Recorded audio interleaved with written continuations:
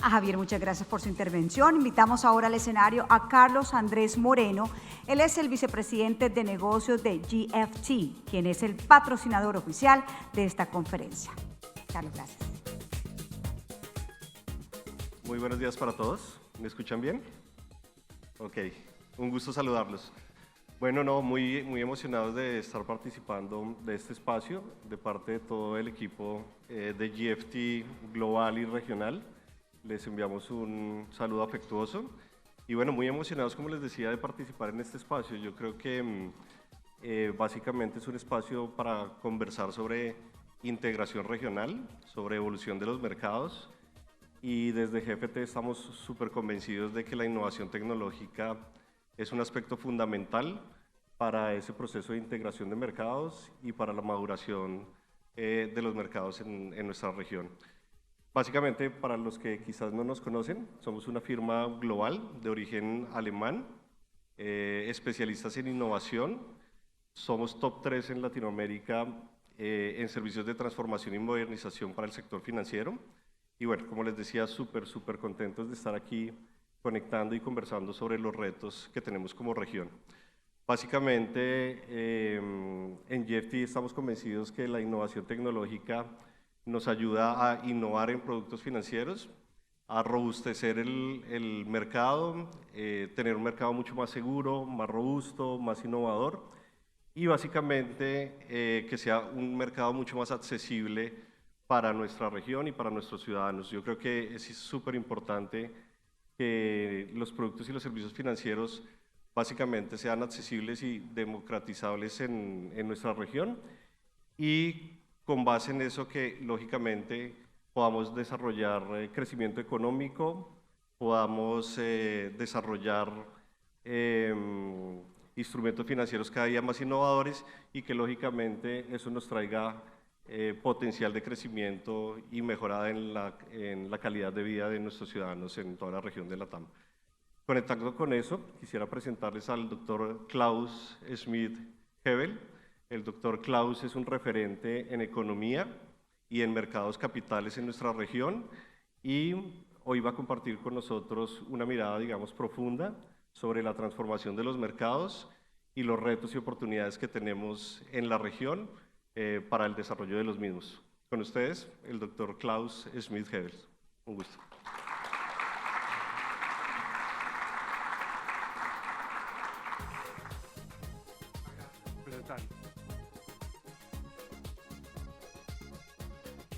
Muy bien, muy buenos días a todos. Es un gusto nuevamente estar en Colombia.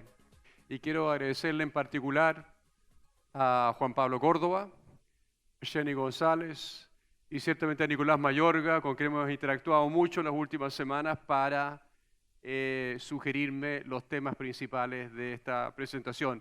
Es un placer, dije, estar en Colombia, porque mi primera colaboración con el gobierno y los mercados de capitales de Colombia fue el año 95, se cumplen 30 años ahora, por Dios, como pasa el tiempo, donde Ulpiano Ayala, en ese momento viceministra de Hacienda, me pidió evaluar el impacto y el costo fiscal, también los beneficios fiscales, el impacto neto fiscal de la reforma de pensiones del 94 basada en el decreto 100 que produjo esta reforma tan notable para los colombianos, notable para el desarrollo de los mercados de capitales.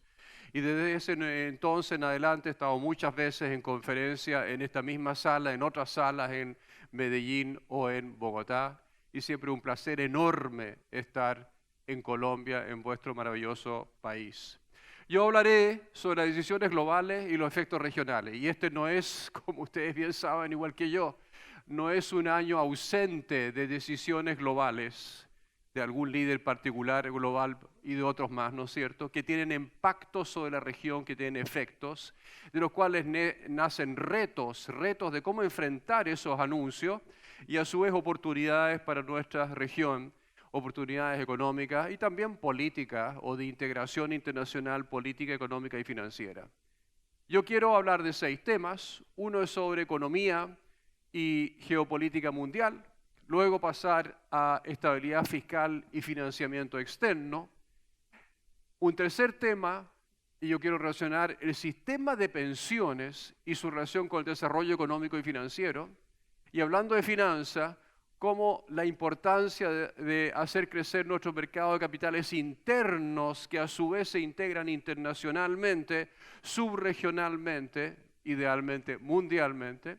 Y finalmente yo quiero hacer un paseo a un tema que me ha interesado mucho los últimos años, pero no es estrictamente económico, no solo económico, que son los regímenes políticos que nos damos en América Latina y en comparación con otros regímenes que han probado ser superiores a los nuestros. Voy a comparar el presidencialismo con el parlamentarismo para brevemente concluir con una sola pregunta. ¿Cómo se ve nuestra mirada hacia el largo plazo, hacia el futuro, hacia el 2050, en América Latina, en Colombia, en Chile, en Perú y también en comparación con la evolución de desarrollo económico en los países top 10 del mundo? Déjenme iniciar esto entonces con una mirada a la economía global y también a la geopolítica mundial. ¿Volveremos a la normalidad hacia el 2025-26? Si ustedes ven el pasado de los últimos 20 y tantos años, 17, 18 años, el crecimiento al lado izquierdo y la inflación al lado derecho, las dos variables fundamentales que miramos los economistas globales, fueron fuertemente interrumpidos en su evolución en la crisis financiera global y luego en la crisis de la pandemia del COVID-19. Las recuperaciones fueron rápidas, muy rápidas en crecimiento. ¿Por qué? Porque todas las economías del mundo, la vuestra, la mía, Estados Unidos, Europa, especialmente los países desarrollados, tiraron todas las carnes sobre la parrilla. No sé si eso se dice en Colombia. Tiraron la carne sobre la parrilla, fueron las expansiones fiscales, monetarias y financieras más intensas, especialmente el COVID. La segunda más intensa fue la crisis financiera global para hacer recuperar la economía local y global. ¿Dónde estamos parados hoy día? En una lenta y muy gradual normalización en la inflación al lado derecho, después del shock inflacionario inesperado de la invasión genocida y totalitaria por Rusia de la hermana República Ucraniana. Y ahí commodities subieron, inflación mundial explotó, los bancos centrales reaccionaron con alguna lentitud y luego estamos nosotros bajando la inflación hacia las metas. Todavía estamos sobre las metas casi en todos los países del mundo, incluso en Estados Unidos y en Europa y ciertamente en la región aún.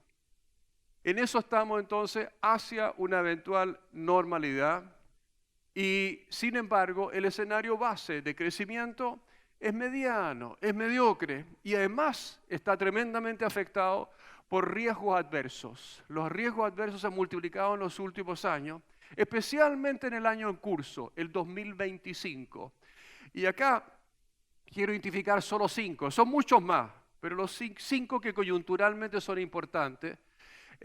Primero, un riesgo que tiene nombre y apellido. El paquidermo que habita la Casa Blanca nos da shocks de información y de acción donde no pasa una sola semana sin que haya un nuevo anuncio que produce algún tipo de disrupción. Sus políticas, y no solamente la comercial, generan incertidumbre y esa incertidumbre se refleja en volatilidad en los mercados financieros. Volatilidad que ha sido enorme, hoy día está más tranquila, pero enorme, ¿no es cierto?, en el momento de sus mayores y más perniciosos anuncios. Eso genera también insostenibilidad fiscal o profundiza a veces la insostenibilidad fiscal que se observa especialmente en las economías desarrolladas y ciertamente con peligros de fragilidad fiscal también en nuestras economías. El cuarto riesgo, si es que esto avanza, sí avanza, es el aumento de las tasas de interés de largo plazo, especialmente en el centro, especialmente en Estados Unidos.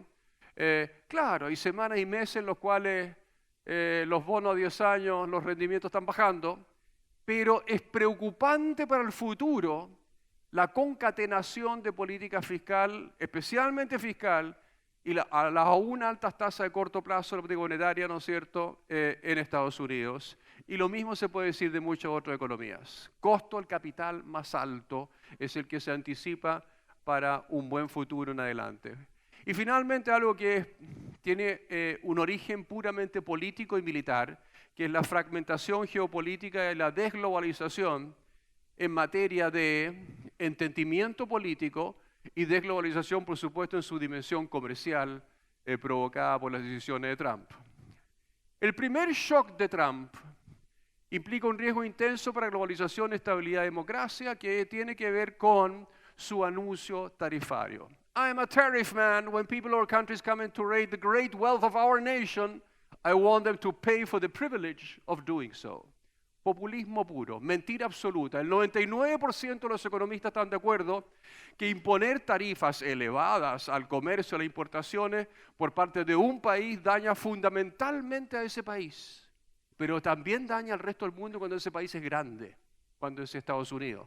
Si nosotros imponemos tarifa al resto del mundo sigue cascando, da lo mismo porque somos pequeños, pero no Estados Unidos. Entonces el primer shock sobre ese, el 99% de los economistas dice y analiza y evalúa de que esto es idiota. Idiota desde el punto de vista de que perjudica fundamentalmente a Estados Unidos, el propio país que impone esto. Soy el economista. Salió hace 3 horas en el Economist de hoy día un artículo sobre la pregunta, ¿los economistas se ponen de acuerdo alguna vez?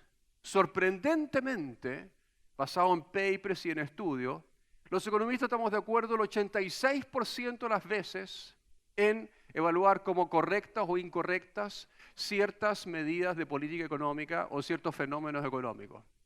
86%. Pero el 99%, 98% por ahí la cifra, estamos de acuerdo de que el libre comercio genera progreso económico y sin libre comercio no hay. Es una condición necesaria, no suficiente por supuesto, pero necesaria para lograr alto crecimiento. El alto crecimiento que logró el mundo entre 1980 aproximadamente y antes de Trump se debe a que las tarifas y las barreras no arancelarias fueron reduciéndose y nos abrimos al resto del mundo en lo comercial y en lo financiero. Y por tanto, a consecuencia del shock de Trump, no solamente por los anuncios de Trump, por muchos otros fenómenos también, por las tensiones geopolíticas, nosotros tenemos un movimiento muy importante en el índice de incertidumbre global que es creciente en el tiempo. Crisis financiera global, ahí empieza a subir. Pero muchos otros eventos que están identificados ahí hacen de que esto tenga pics puntuales. Pero nada como la política arancelaria de Trump anunciada en abril, que llevó al índice desde niveles normales de 15.000 puntos, algo así, a un nivel de 90.000 puntos. Ese es el último indicador. Esto se publica con un rezago que corresponde al mes de junio. Después supongo que en julio, agosto se ha calmado un poquitito porque los mercados mismos también lo reflejan, una cierta calma. Pero la tendencia es mala. La tendencia es que de 20.000 estamos día en 30.000 en tendencia del índice de incertidumbre global. Esta historia es fantástica, creo yo, que simplemente el nivel del Standard & Poor's en color azul y el VIX correspondiente en color rojo. Típicamente se entenderá muy bien por qué, y usted lo sabe mejor que yo, tienen una correlación negativa o inversa entre ambas en el nivel y en la volatilidad correspondiente. ¿Qué es lo que sucedió el día 2 de abril que el señor Trump lo llamó Liberation Day? Se paró con ese cartel maravilloso que les mostré antes la fotografía en el lindo césped de Casa Blanca y anunció para todo el mundo tarifas de mínimo de 10%, pero que llegaban incluso al 25, 30, 40. ¿Qué pasó en la semana siguiente? Se derrumbó la renta variable americana. ¿Qué pasó en los siguientes días? Se derrumbó, subieron los rendimientos, cayeron los precios. La renta fija americana, la deuda americana se empezó a derrumbar. Con lo cual, exactamente una semana después, a las 11:10 de la mañana, eso es lo que yo especulo, el señor Trump recibió una llamada del señor Powell y dijo, Mr. President, we are in deep shit. Why? Porque no solamente se están derrumbando la renta variable por su anuncio una semana atrás, sino que la renta fija. Y eso no ha pasado nunca. Y por tanto, la crisis financiera que usted está incubando va a ser mucho más fuerte en los mercados financieros americanos y luego mundiales que lo que fue la crisis financiera global a partir del Lehman Brothers el 15 de septiembre del año 2008. Y por tanto, revierta. Y Trump teme 2 cosas, los mercados y sus votantes. Y como los mercados se estaban derrumbando, incluyendo la renta fija, que era activo de refugio el 2008, acá no. Acá los mercados estaban vendiendo renta variable y renta fija americana. Se iban a otros lados, se iban a Europa, a Japón, a Singapur, qué sé yo, a América Latina incluso. ¿Qué hacemos? Bueno, revertimos. Y esa fue la famosa pausa de 90 días que anunció, que nuevamente tiene otras pausas porque el hombre se contradice día por medio respecto a sus anuncios previos. ¿Qué sucedió? Una recuperación maravillosa, muy significativa en el Standard & Poor's, un VIX que se calmó. Hoy día estamos en niveles de VIX de 15, fíjense, 15, entre 10 y 20. Sorprendente recuperación. No es solamente porque Trump se puso un poco más razonable, empezó a negociar con cada país y llegó a acuerdos con 90 países hasta la fecha, y más todavía están en la cola ahí golpeando las oficinas del secretario de Comercio, ¿no es cierto?, en Washington, y llegan todos los líderes allá de las negociaciones comerciales.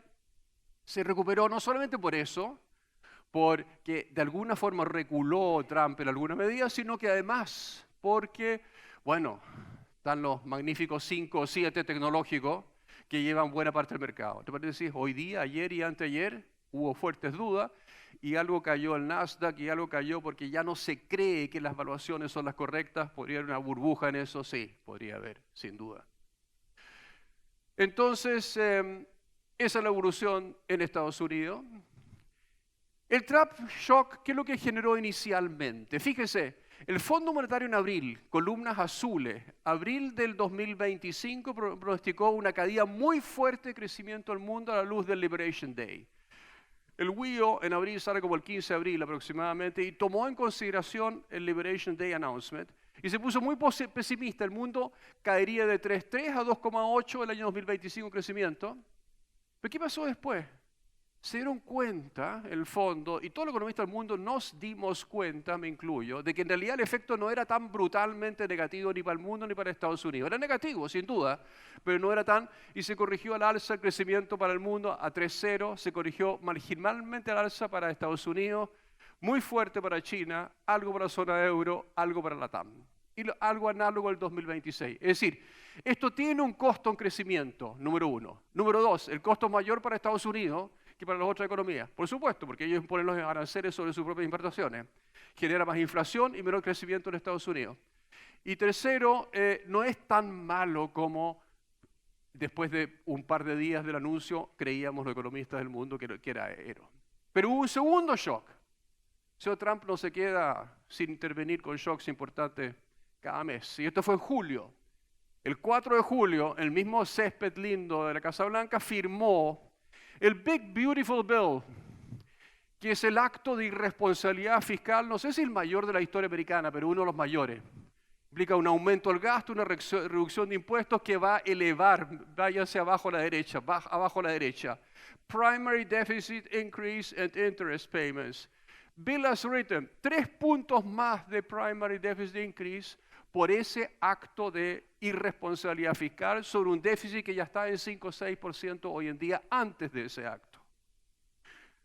La deuda bruta, esto no son estimaciones mías, este es Budget Law at Yale, ¿no es cierto?, estima que la deuda bruta americana puede llegar hasta 160% del PIB hacia el 2050. El pago de intereses explota igual, el efecto en crecimiento es bien negativo, un acumulado de menos 2% al año 2050, básicamente por el alza en tasa de interés de largo plazo que esto provoca. Entonces, eso en lo económico. ¿Qué pasa en lo geopolítico? Estamos mal hoy día en comparación con hace 10 años atrás o 5 o 3. Esto no es responsabilidad de Trump. Esto viene incubándose previamente y se ha generado lo que se ha denominado muy correctamente, creo yo, el eje del mal, que son dictaduras unipersonales lideradas por viejos de 80 años o 70 y tanto. Yo me estoy acercando a eso, pero por suerte no estoy a cargo de ninguna dictadura totalitaria y genocida como sí están China y Rusia, a los cuales se alían Irán, Corea del Norte. Y tenemos un par de acólitos en América Latina, como son aún Bolivia. Bolivia se va a curar después de 20 años de semidictadura narcotraficante. Sigue Venezuela, sigue Nicaragua, sigue Cuba, que son acólitos de este eje del mal que está cada día más unido militarmente, políticamente, económicamente. Su versión mejor, pero aún peligrosa, son los BRICS, creo yo. Los BRICS, que se define como algo económico, no, es dimensión de proyección geopolítica y influencia creciente, intento de desplazar el dólar y Estados Unidos a la larga, ¿no es cierto?, al cual hay algunos otros socios que creo que no deberían estar ahí. Ese mundo rojo se enfrenta con el mundo verde, donde por error incluía México. Debería estar el mundo gris de lo que está entre medio, pero el resto de los países, ¿no es cierto?, que son democracias avanzadas, con economías de mercado muy desarrolladas. Ese mundo de dos frentes, no es un mundo multipolar realmente, de dos frentes. A veces Trump, como se distancia a Europa, parecería ser multipolar, pero no, son las democracias occidentales con economías de mercado, a las cuales nos deberíamos acercar nosotros crecientemente. Nosotros estamos en un área gris, igual que la mayor parte de África y alguna parte de Asia todavía. Y eso pone en riesgo ciertamente la estabilidad política y por ende la estabilidad económica del mundo. Un gran fuente de incertidumbre. Ahora, en un mundo revuelto también hay oportunidades para el mundo y oportunidades para América Latina. El mundo es más resiliente, más resistente en lo económico a lo que se anticiparía si me preguntan a mí hace 10 años atrás. Eje del mal, más Mr. Trump policies, más cambio climático acelerado. ¿Cómo ve usted el mundo? ¿Más resiliente? ¿Menos resiliente? Menos resiliente, sí, está menos resiliente, pero más de lo anticipado. Y eso da oportunidades para nosotros para impulsar reformas estructurales importantes, pro crecimiento, pro inclusión, pro desarrollo sostenible en lo ambiental también. La reconfiguración geopolítica y geocomercial entre esos dos polos también nos motiva a nosotros, o debiera motivar a nuestros gobiernos para diversificar las alianzas, especialmente en lo comercial, especialmente en la migración. Deberíamos estar buscando en Colombia y en Chile tener un tratado de libre comercio con la India, por ejemplo, que creo que Colombia aún no lo tiene. Chile no lo tiene. La India es una potencia emergente extraordinaria, es como la China de los años 2000-2010, y por tanto tenemos que buscar esas alianzas con países importantes. La reducción de las tensiones comerciales que vendrá de a poco. Vendrá a poco. Soy optimista de que esta locura de Trump de alguna forma se calmará el año 2026. Nos debería generar la motivación para de alguna forma modernizar y extender nuestras cadenas de valor. Puse ahí 2 ejemplos que se aplican a Perú, a Chile, Argentina, pero así sucede con muchas otras de nuestros productos de exportación en Colombia y en otros países. ¿Mejores condiciones internacionales podrá haber? Sí, yo creo que sí. Y eso significa mejor financiamiento para infraestructura, innovación y transición verde, siempre y cuando hagamos las cosas bien fiscalmente. Escuchamos al director de crédito público que hace todo lo posible, que da la situación fiscal, ¿no es cierto?, optimizar la diversificación de cartera en el sector público.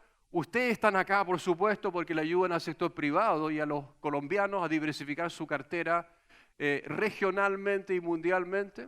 Y por tanto, deberíamos tener mejor financiamiento para infraestructura, innovación y transición verde. Mayor integración financiera y del mercado de capitales ciertamente es esencial para desarrollar los mercados de capitales locales. Innovación tecnológica y digitalización. La revolución tecnológica, los peligros de ciberseguridad, la digitalización, significa que deberíamos duplicar nuestro esfuerzo y el financiamiento correspondiente para apostar por startups, capacitación digital masiva, adopción de inteligencia artificial por todos lados. Finalmente, el riesgo del siglo, o el riesgo que eventualmente puede ser terminal para la humanidad. Yo soy economista, pero además muy consciente de este riesgo.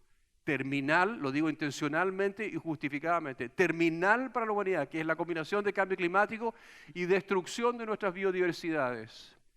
Tenemos que posicionarnos como región, número 1, contribuyendo a que el ritmo de destrucción ecológica lo vayamos reduciendo y a su vez posicionarnos como proveedor relevante de materias primas, de energía limpia y de turismo sustentable. Creo que acá hay un gran reto. Ustedes lo han hecho muy bien, ustedes son unos ejemplos con Costa Rica de cómo se hacen algunas cosas bien en políticas medioambientales y protección del medio ambiente. Ciertamente mi país no lo ha hecho tan bien como ustedes. Segundo tema, fiscal y financiamiento externo. Los 3 grandes del mundo, UE, Estados Unidos, o zona euro, Estados Unidos y China. Estas cifras de Estados Unidos fueron presentadas por el Fiscal Monitor en julio de 2025, antes del anuncio del Big Beautiful Bill. Y por tanto se presentaba una situación americana que no era tan mala, con déficit de en torno a 6% por los próximos años, con una deuda que aumenta, ¿no es cierto?, del 2024 de 120 a algo así como 128%, pero esto empeoró muchísimo después del Big Beautiful Bill que yo les mostré las cifras y las simulaciones correspondientes. ¿Qué pasa en nuestra región, América Latina? Las cifras del fondo son bastante optimistas.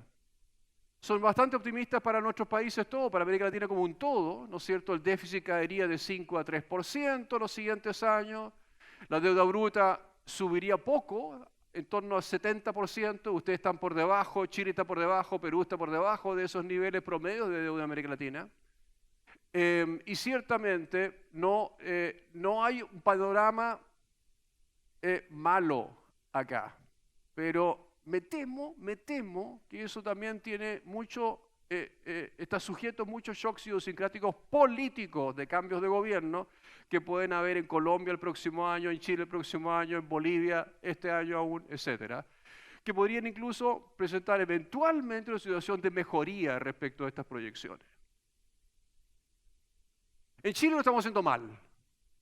Nuestro ministro de Hacienda a veces hace lo posible, otras veces no, pero este análisis, que no es mío, es del Consejo Fiscal Autónomo de Chile, son las cifras del Consejo, que presenta al lado izquierdo el escenario de insostenibilidad continua que este gobierno ha colocado, con un balance estructural que implica un déficit estructural de 2% del PIB anual. Nosotros no crecemos casi nada, en parte por este gobierno actual de Chile, en parte porque lo hemos hecho no muy bien los años previos tampoco. Con un balance estructural, un déficit en 2%, la deuda bruta, no son cifras mías, Consejo Fiscal Asesor, autónomo, llegará a 88% del actual 44%, de acá al 2074. El Consejo Fiscal Autónomo llama al siguiente gobierno que asume el 11 de marzo del próximo año a hacer un ajuste fiscal que ya los candidatos más importantes han hecho suyos para lograr un balance estructural inmediato casi, muy rápido, de 0%, 2 puntos del PIB. Ustedes saben, son difíciles de lograr, se puede, se puede. Con eso la deuda bruta queda anclado a la regla, tenemos 2 reglas fiscales, igual que usted, a la regla fiscal de un techo de deuda de 45%, quedaría en 44,5%. Es una meta difícil, muy importante lograr. Salgo de Chile, voy a Argentina. Argentina tiene muchos récords mundiales en manejo fiscal y monetaria. Lamentablemente no son por el lado bueno, sino que muchas veces por el lado negativo. Primero, tiene un vice-récord de la mayor cantidad de defaults en su historia de todos los países del mundo. Vice-récord. Ha tenido apenas 9 defaults, ahí está el 9º, en el 2019-21 bajo los Kirchner. Tuvo uno previo bajo la Kirchner del 2013. Tuvo otro bajo el viejo Kirchner. La vieja es peor que el tuerto, dijo el presidente de Uruguay en algún momento, refiriéndose a la parejita que gobernó 20 años en Argentina. Noveno default, ¿es récord mundial? Desde 1822 o 21 o 11, 1820, que tuvimos la independencia hasta la fecha. No, no es récord. ¿Quién creen ustedes que es el récord mundial de defaults de deuda pública del mundo? No es Afganistán, no es Somalia. Nuestra hermana República Venezolana. Venezuela tiene 10 defaults, pero estos son los segundos. Y bueno, por eso, la revolución que está imponiendo Milei y lo fiscal, no sé mucho de los otros aspectos pero sí me centro mucho en lo fiscal, es necesaria, es fundamental y podría transformar a Argentina y tener a Argentina como 4º miembro de NUAM de acá al año 2027-28, si hacen las cosas bien en lo fiscal. Los mexicanos tienen una expresión que dice, México, nosotros los pobres mexicanos, tan lejos del cielo y tan cerca de los Estados Unidos. Bueno, me inspiro en eso para decir, el desarrollo financiero nuestro, los 3 países de la TAM que integramos el NUAM, tan cerca de Argentina aún, y tan lejos aún de Estados Unidos. Este índice que refleja, combina dos cosas, la profundidad de la institución financiera, que es la medida como tamaño del crédito, y los mercados financieros medidos como market cap sobre el PIB. Reescalado en un índice, por supuesto. Y Estados Unidos, miren el desarrollo financiero de 0,5 casi a 1, que es el máximo. Argentina, por el piso, logró una gran revolución en el mercado de capitales el primer periodo de Menem, gran película Netflix, véanla. Y llegó y duplicó su índice de 0,2 a 0,4 en muy pocos años a comienzos de los 90, pero que se quedó ahí y no evolucionó mucho más y realmente no existe un mercado de capitales ni tampoco un mercado bancario importante en Argentina. Es un gran reto post-estabilización fiscal, como ya dije. ¿Dónde estamos nosotros?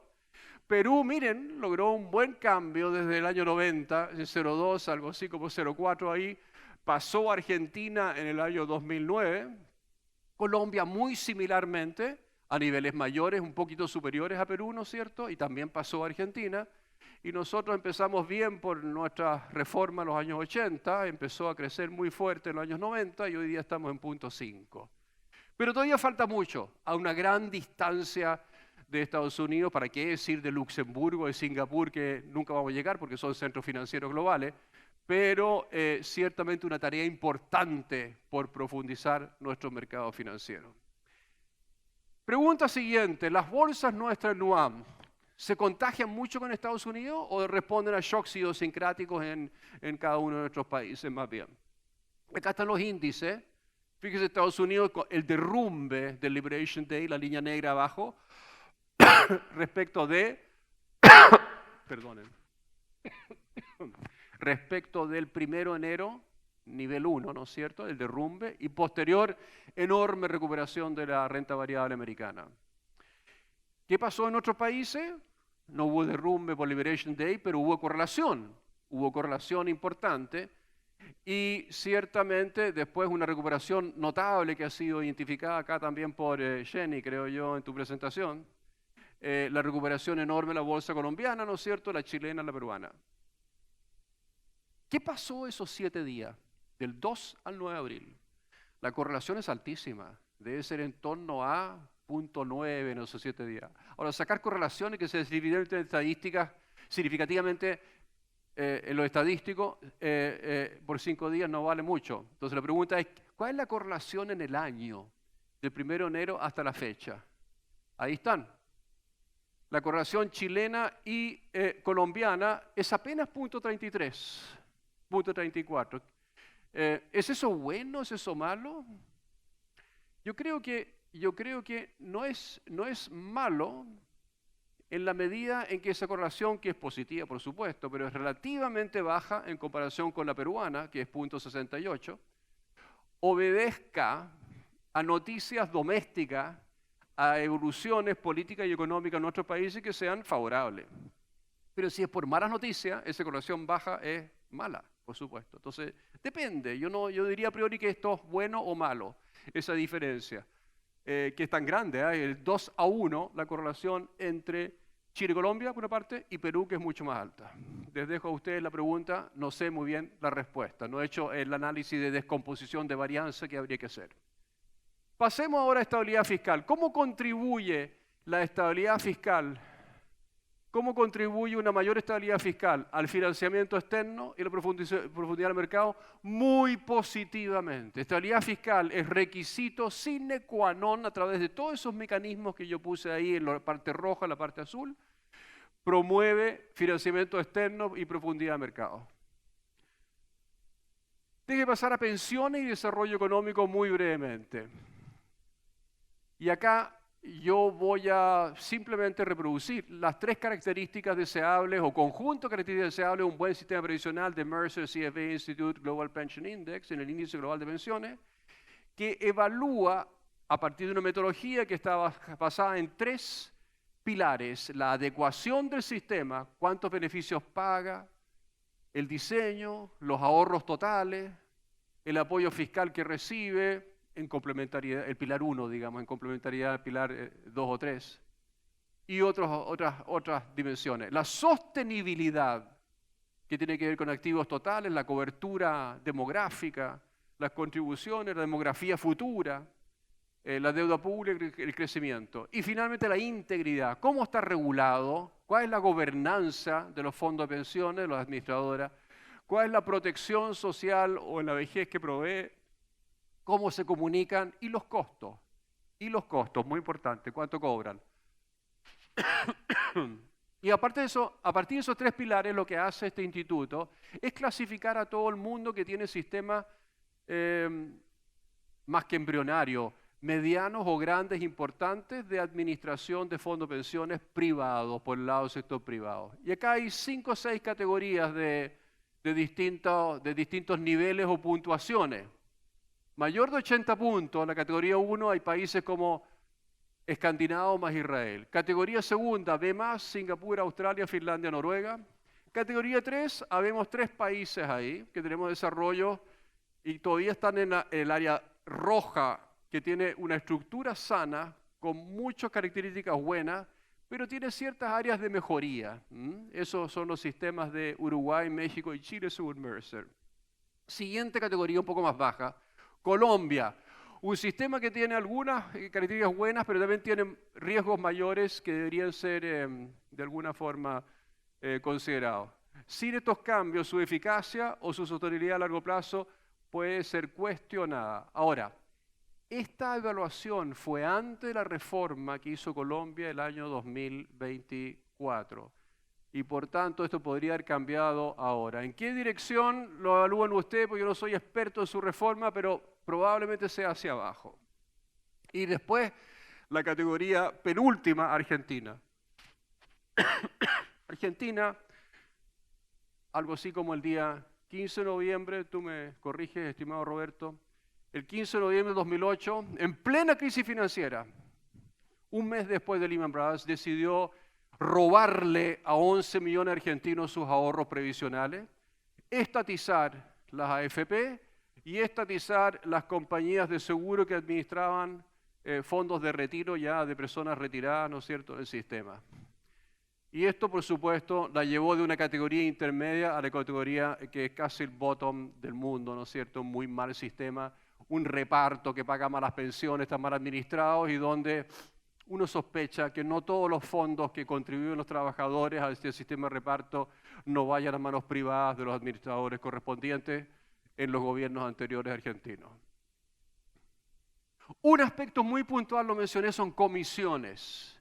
¿Cuánto cobran las AFP en el mundo? La OECD saca esta publicación todos los años. En realidad la diversidad o poca homogeneidad es impresionante. Hay sistemas como Pakistán y Serbia que cobran 140 puntos base en comisiones, equivalente, dividiendo las comisiones, dividido por el stock de activos ahorrados y manejados por las AFP correspondientes, 140 puntos. En América Latina no estamos nada de mal, al menos en la parte intermedia de estos países que somos parte de NUAM.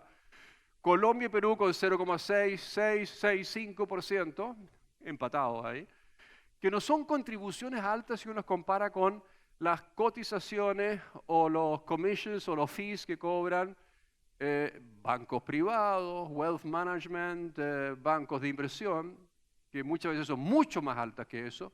En Chile logramos que sea 0,5%. Una mala reforma, por ignorancia no voy a hablar de Colombia, voy a hablar solamente de Chile, fue la que aprobamos a comienzos de este año. Yo salí públicamente defendiéndola por un aspecto central, que es la parte verde. La tasa de cotización que va al ahorro individual administrado por las AFP sube de 10% a 14,5% y hace más sostenible el sistema de pensiones privado en Chile. Eso es el gran plus. Fue un acuerdo político muy difícil de lograr, se logró eso, que es muy importante, pero tiene muchas otras cosas muy malitas o mediocres. Tiene abajito, en rojo, un aumento que no existía antes de 1,15% que va a un sistema reparto, que va a las mujeres, pero es un reparto administrado por el Estado. Muy mala idea de incluir un reparto. Tan mala idea como, por ejemplo, es el primer punto rojo. En rojo tengo las ideas malas. Ustedes ven que el rojo domina sobre el amarillo y el verde. La licitación periódica del 10% de todos los afiliados a la AFP cada 2 años con opción de resistirse al cambio. Sí, existe la opción, pero la gente por ignorancia no va. Por default uno es cambiado, pero tiene la opción de resistirse y quedarse en la misma AFP previa. Es un mecanismo ineficiente para reducir comisiones, muy inferior a la propuesta mía de diálogo y decisión de afiliación en 3 etapas. Y así, la regulación de la industria del Estado no han sido buenos cambios. El tamaño del Estado aumenta. Existe un fondo de administración no solamente del sistema de reparto, sino que también de un componente que es semi-reparto, semi-capitalización, que es un préstamo de largo plazo del Estado que es devuelto luego en el largo plazo a los ahorrantes, que no alcancé a mencionarlo. Sobre la pregunta de qué sistema prefieren los chilenos, si la afiliación o reafiliación automática cada 2 años, o que los cotizantes decidan activamente cada 1 o 2 años, que fue mi propuesta, si siguen en su AFP o cambian a otra para mejorar la competencia, miren lo que dicen los chilenos. 80% de la gente quiere decidir ella en un diálogo activo con las AFP. En cambio, solamente el área roja está, un 10% quiere que los cambien automáticamente cada 2 años, que lamentablemente se incorporó en la reforma. Eso es todo sobre Chile. Hay 8 principios de buenas reformas previsionales. Ustedes los conocen tan bien como yo, simplemente por razones de completud ahí están. Lo que me gusta más es revisar los 7 desafíos para los administradores privados de fondos de pensiones en Colombia, en Perú, en México, en Chile y en otros países. Optimizar gestión de carteras y buscar tener un diálogo intenso con la superintendencia para buscar cambios regulatorios para expandir los activos elegibles. Proveer mejor información. Sí, mire, parte del movimiento de intentos de estatización de las AFP, de intentos de meter un sistema de reparto pequeñito, mediano o el mediano expandirlo, ¿no es cierto? Responde a que las AFP no fueron muy inteligentes o muy activas en generar una buena información sobre la administración de cuentas, resultados financieros y opciones para afiliados y pensionados. Complementar con programas de educación financiera, todo el mundo lo dice, difícil es hacerlo. Invertir más en estudios técnicos, haga más estudios técnicos para mejorar los sistemas de pensiones y comparar resultados con el sistema de reparto. Trabajar con medios de comunicación, asociaciones de fondos de pensiones de países desarrollados, para aprender de ellos, y abrir los canales de comunicación con afiliados pensionados. Hubo un movimiento en Chile muy importante para el rechazo de la pésima propuesta de reforma constitucional del gobierno de Boric del año 2022. El movimiento era, con mi plata, no. ¿Por qué? La propuesta proponía estatizar, igual que lo hicieron los Kirchner, las platas de los 12, 13 millones de afiliados que hay en Chile. Y el movimiento fue, con mi plata, no jueguen, no se la lleven a un sistema de reparto. Y eso fue muy efectivo. Y confrontar, como por ejemplo con esa mala idea, confrontar las malas ideas y las malas reformas. Ser mucho más activista. Tiene que pasar ahora a integración internacional y mercado de capitales rápidamente. ¿Cómo contribuye una mayor integración financiera a aspectos que son económicos o puramente financieros? Crecimiento es la variable principal a través de mayor inversión, mayor desarrollo financiero, mayor profundidad, mayor eficiencia de mercado, diversificación, resiliencia financiera. Hace 10, 15, 20 años yo contribuí a varios papers con colegas míos del Banco Mundial para evaluar estimar con una base mundial de todos los países del mundo, casi todos, cuáles son las variables principales que influyen en el crecimiento a largo plazo de un país, de todos los países del mundo. Y la variable más importante y económicamente central era desarrollo financiero. Desarrollo financiero, profundidad de mercado de capitales, ausencia de restricciones a invertir afuera o invertir adentro del país. Institucionalidad fuerte, buena regulación pero no excesiva. Esas son las variables principales que determinan el crecimiento de los países del mundo. Hay muchas otras, buena educación, por supuesto, una importantísima también. Pero la más importante es el mayor desarrollo financiero para tener mayor crecimiento. El informe Draghi, muy interesante, yo lo leí. Hay algunas lecciones para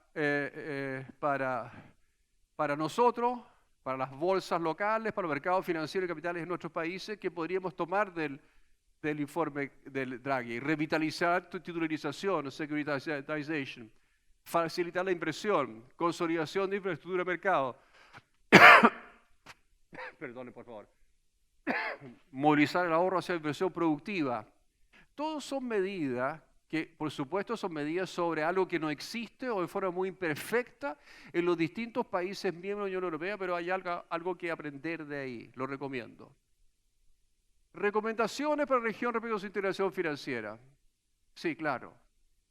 Profundizar en mercados capitales locales. Por supuesto, lo han dicho todos los expositores sobre el caso colombiano que me han precedido hoy día en la mañana. Es una tarea gigantesca que tenemos en todos los países de la región para acercarnos más a Estados Unidos y alejarnos más desde Argentina o para qué decir Venezuela u otro país.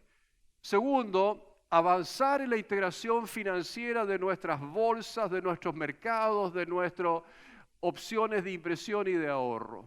Y eso significa potenciar la cooperación y regulación financiera. No podemos tener regulación financiera muy distinta en nuestra economía, por supuesto.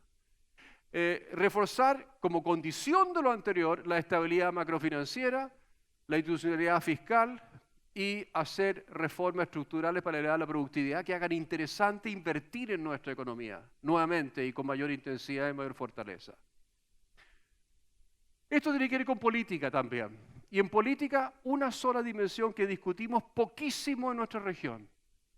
Pocos nos preguntamos de cómo se compara el presidencialismo y el parlamentarismo en nuestra región y en el mundo como un todo en cuanto a sus resultados económicos y de estabilidad política. Yo lo revisé todo. Todos los papers escritos sobre esto por cientistas políticos, por economistas del mundo en los últimos 40 años. Y lo que encontré me sorprendió. Pero antes definamos, ¿qué es un sistema presidencial? Separa las elecciones de quienes detentan el poder ejecutivo y el poder legislativo. Hay elecciones parlamentarias para los congresistas y elecciones para el presidente. Segundo, el presidente electo detenta el poder ejecutivo y tiene el doble rol de jefe de gobierno y jefe de Estado. ¿Qué pasa en un sistema parlamentario? En contraposición.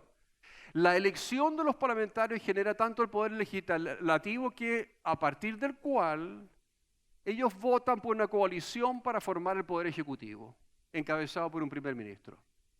La mayoría parlamentaria debe formar la coalición de gobierno que es encabezado por el primer ministro, que a su vez es solo el jefe de gobierno. El jefe de Estado se elige por separado. Tiene un rol a veces constitucional importante para dirimir conflictos, para formar las coaliciones formalmente. Es elegido directa o indirectamente por los parlamentarios o por los votantes últimos. Ahora, ¿cuál es la evidencia? Número uno, los países democráticos y desarrollados son principalmente países con sistemas parlamentarios. Acá hay 4 cuadrantes. Arriba a la izquierda, las democracias con sistema presidencial. Estados Unidos y muy pocos otros países desarrollados que ni siquiera están ahí. Latinoamérica, fuimos muy faltos de imaginación entre 1811 y 1825, imitando la Constitución americana y copiando el sistema presidencial americano. Abajo, ¿qué es lo que hay? Otros presidenciales que son dictaduras. Dictadura extrema, genocida, como China, y ni siquiera mencioné a Rusia ahí, pero no, Rusia tiene un sistema parlamentario en teoría, pero por supuesto que gobierna el señor Putin. Venezuela en la región, en verde puse nuestros países en la región. Parlamentarios, ¿quiénes son? Casi todos los países desarrollados del mundo, no todos, pero casi todos, ¿no es cierto? Desde Canadá hasta Nueva Zelanda, desde Australia hasta Japón, los europeos continentales y Gran Bretaña. Otros 40 países que no he mencionado ahí. Y debajo en dictaduras, sí, hay algunas pocas dictaduras que son nominalmente, como el Líbano e Irak, que son nominalmente, pero son países destrozados en guerras civiles por otras consideraciones que no son el sistema parlamentario. Ahora bien, miremos los números. La pregunta aquí es, a un mismo nivel de ingreso per cápita de 0 hasta $120.000 anuales, PIB por habitante, el eje horizontal. Comparemos el indicador de calidad política, comparemos ese de ICRG, que es muy respetable sus índices de calidad política, con los regímenes correspondientes. Los regímenes parlamentarios en rojo, cada redondelita, cada circulito rojo es un país. con los países presidenciales azul. Y ustedes ven que en promedio los regímenes presidenciales están representados por la línea azul, que es mi regresión simple de los distintos puntos ahí, y los países parlamentarios en rojo. En otras palabras, se gana 2 puntos en calidad política, estabilidad política, estabilidad de la regla del juego, se gana en el sistema parlamentario comparado con el presidencial. Otra asociación simple, esto no es regresión econométrica, esa voy un poco más adelante. Otra asociación simple es que a un mismo nivel de ingreso, los países con sistema parlamentario, ese par, tienen menor desigualdad medida por el Gini. El Gini es más bajo, la línea roja indica un Gini más bajo, algo así como 8 hasta 10 puntos, mejores Gini, vale decir más bajo los Gini, mejor distribución del ingreso en países parlamentarios que en los países presidenciales. Pero la pregunta de fondo es qué dice la literatura controlando por todos los factores, controlando por sesgo de endogeneidad, de omisión de variables. Ustedes que son econometristas me corrigen si me falta algún sesgo, pero en general esta literatura lo que hace es controlar todos los factores. Y la pregunta de esto es, el nivel de ingreso, ¿cómo lo hacen los parlamentarios comparado a los presidenciales? Mayor nivel de ingreso, mayor crecimiento, mayor inflación, mayor desarrollo humano, menor desigualdad, mayor inversión, mayor productividad, mayor infraestructura, mayor apertura comercial. Estos son efectos son estadísticamente significativos en estos estudios de los últimos 10, 20 años. Pasemos ahora a América Latina. Yo estimo que el fracaso de los sistemas presidenciales, desde Chile hasta Colombia, desde México hasta Estados Unidos, fuera América Latina, pero igual, son frecuentemente fundados, número uno, los partidos circunstanciales, y tenemos cada vez más países circunstanciales porque surge un líder autoiluminado que funda su partidito, ¿no es cierto?, que no sobrevive casi nunca a su gestión en el gobierno, y son fundados por estos líderes populistas que nos gobiernan. En los sistemas presidenciales, los líderes extremistas y populistas reciben en torno al 30% de los votos en la primera vuelta presidencial y luego son elegidos en la segunda vuelta. El centro político está frecuentemente subrepresentado en los gobiernos de sistemas presidenciales en nuestra región y cada día más, esto empeora cada día más, el centro desaparece. Hay ofertas populistas por la derecha, hay ofertas populistas por la izquierda y cada vez más extremas, ¿no es cierto? Entonces es un problema. Los presidentes electos carecen de apoyo mayoritario al Congreso. Los presidentes no tienen mayoría con el Congreso y por tanto son, por definición, presidencias inefectivas. Los impeachments o las echadas a los presidentes son frecuentes y dolorosas en un sistema presidencial. En Brasil, Perú, Paraguay, Bolivia en años recientes, casi en Chile echaron a Piñera en el año 2019. Cuando cae un gobierno en un gobierno parlamentario, gracias, estoy terminando, sí. Cuando cae un gobierno en un gobierno parlamentario, cae sin mayor, ¿cómo decirlo?, conflicto político extremo como ocurre con los impeachments de los presidenciales. Simplemente el Parlamento le retira su apoyo mayoritario al gobierno de turno y lo cambia por otro. A la luz de eso propongo 2 cosas muy simples. Un sistema político parlamentario y reformas constitucionales que eviten la fragmentación política en países en partidos pequeños. 5% mínimo para llegar al Congreso. Y por tanto seríamos una región mucho más estable en lo político y con mayor progreso económico y social, porque esto sí es requisito también, entre muchos requisitos, para tener un desarrollo económico y social mayor en nuestra región. ¿Cuál es el gran objetivo nuestro?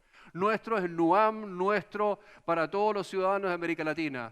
Una región en paz, integralmente desarrollada, ambientalmente sostenible y con habitantes más felices hacia el 2050.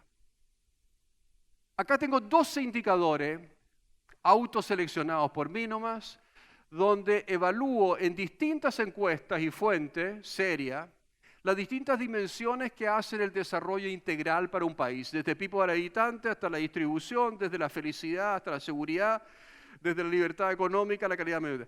Los promedios y me da para los países top 10 del mundo que lo hacen casi todo bien, 5 escandinavos, 2 noreuropeos, Canadá, Nueva Zelanda y un décimo que se me escapa ahora. Esos 10 países tienen en promedio 10 puntos de entre 1 y 180. Mientras más puntos, peor. Mientras menos puntaje, mejor. 10 puntos. ¿Dónde está Chile? Con 49 puntos. ¿Dónde está Colombia? Con 82 puntos. Perú con 75. Argentina con 76.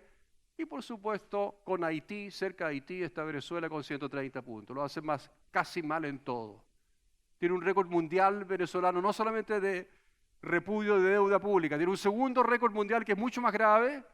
Pregúnteme durante las preguntas y respuestas cuál es ese. Ustedes quizás lo conozcan o lo intuyan. Miren, acá lo que quiero hacer es algo muy sencillo. ¿Cómo se viene el futuro de Colombia, de Chile, de los países desarrollados y de China? Primero miremos la historia en dos dimensiones, las dos dimensiones que más miran los economistas cuando se trata de bienestar de la población. El ingreso per cápita promedio por habitante entre 0 y 80.000 y la distribución de dicho ingreso entre la población, que es el Gini. Mientras más bajo, 60 puntos, muy concentrada la distribución, mientras más arriba, cerca de 20 o de 30, más igualitaria la distribución del ingreso. A la izquierda le gusta el eje vertical, a la derecha le gusta el eje horizontal. Ustedes se sitúan donde quieran, yo pongo los dos ejes. ¿Cuál fue la evolución en los últimos 20, 37 años de los países top 10, los que yo mencioné antes? Gran crecimiento, no explosivo, pero significativo.